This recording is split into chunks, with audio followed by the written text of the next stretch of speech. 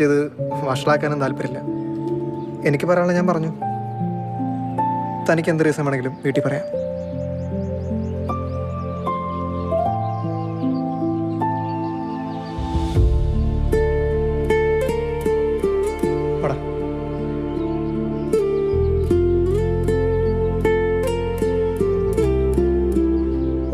അവന് നിന്നോടൊരു ഇഷ്ടമൊക്കെ ഉണ്ട്.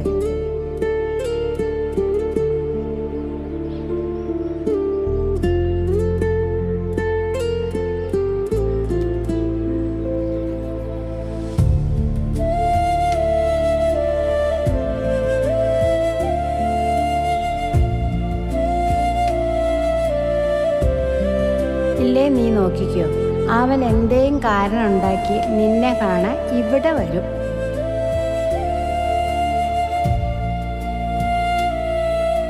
താല്പര്യമില്ലാന്ന് പറഞ്ഞാ അതവിടെ വിട്ടേക്കണം.